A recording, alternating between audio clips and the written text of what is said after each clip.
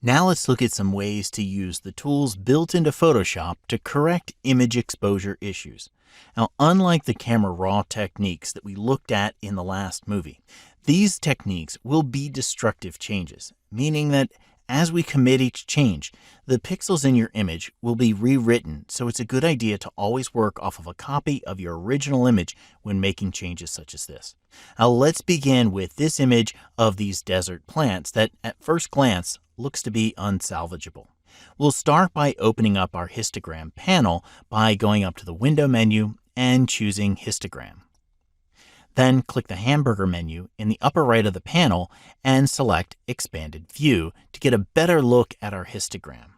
Now, this histogram works just like the one that we just saw in Camera Raw, but in Photoshop, you may need to periodically click the refresh button in order to fully update all of your composited changes. Now, from the looks of this histogram, it's clear that this image is woefully underexposed.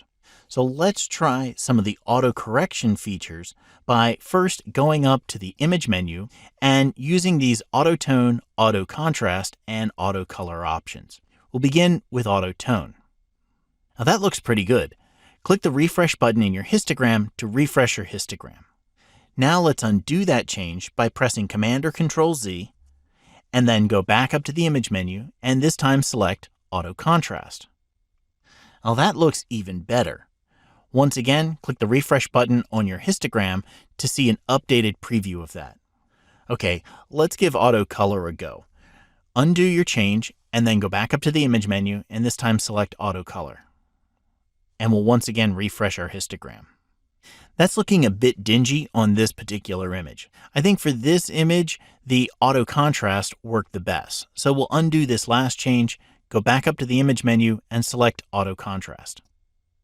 Now we need to make iterative adjustments by going back up to the image menu and in the adjustments flyout, choose some of these options. We'll start with exposure.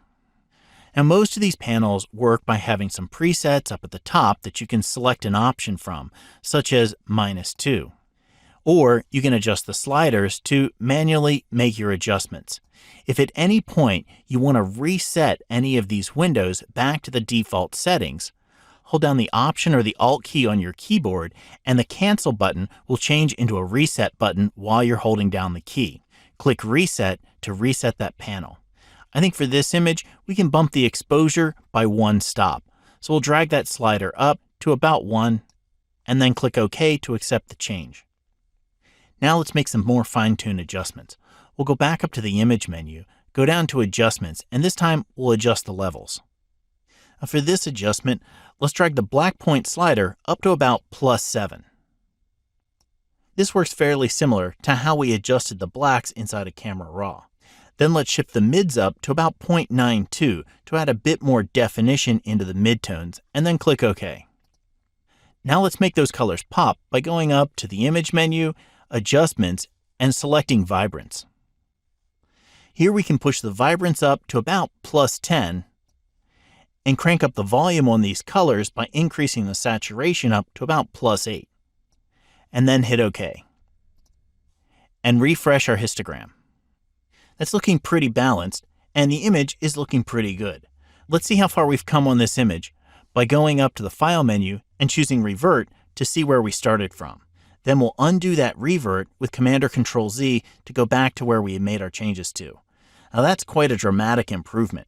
Now, one thing to note about these changes, as soon as you save this file, each of these changes will become permanent changes to this file. Now, before you save, you could, of course, open your history panel and step back to any of the changes that you've made. Now, if you were to go back to one of these tools, such as going back up to the image adjustments and opening Vibrance again, you can see that these sliders have been reset back to 0. Meaning that those changes that you made are now baked into this file. In the next movie, we'll look at ways to use these tools in a less destructive and more editable manner.